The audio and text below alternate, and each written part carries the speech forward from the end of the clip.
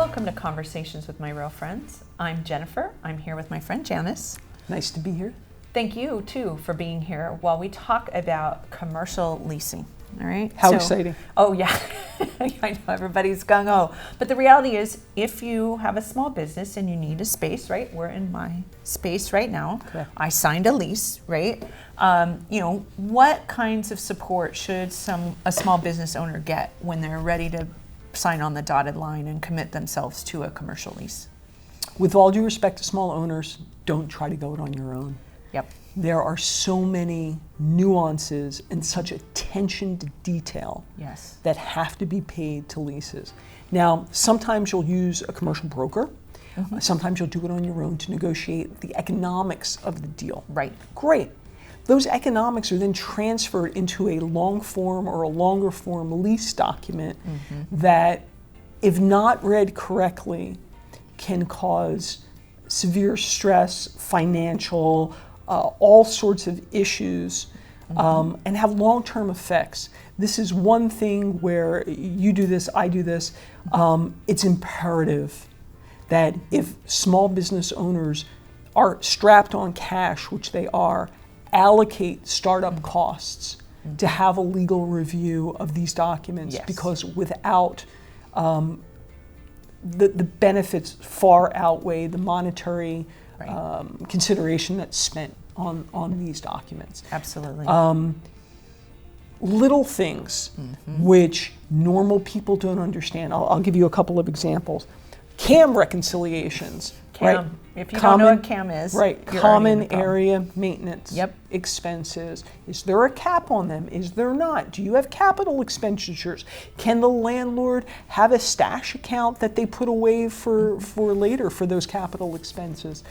There are so many commas and nuances when we're given the opportunity to review leases. I always say, do you want a light review? Do you want a medium review? Or do you want a heavy review? Do you want to know just what the major red flags are? Right. Are you responsible for the roof? Why would you be responsible for a landlord's roof if you're on the first floor? All of these specifics that are in leases need to be taken into account when dealing with this, and going it yourself, even if you have experience as a tenant in a building.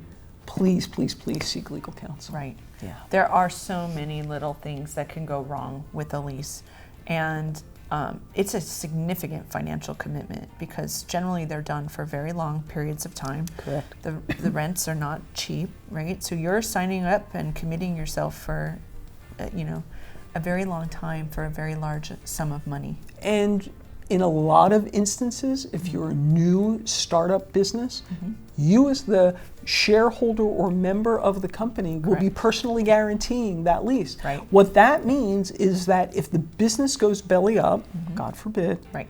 that you individually are vouching Right. for the full term of rent, no ifs, ands, or buts. Right. So, do you understand that as a layperson? Maybe, and God bless you if you do. Right. But there are so many small nuances. I've been doing this 35 plus years, Right. or 35 years now.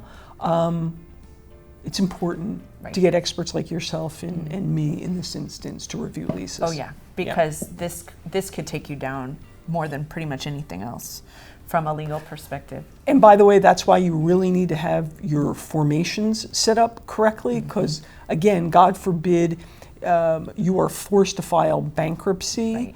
In certain instances. In some instances you may be protected. In some instances that guarantee is looked at, bankruptcy notwithstanding. Right.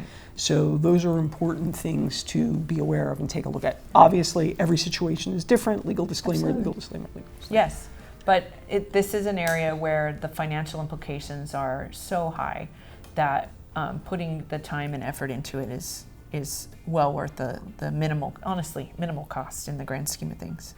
100%. All right. Yeah. So if someone needs some help with a lease, how can they reach out to you? Yeah, happy to do that.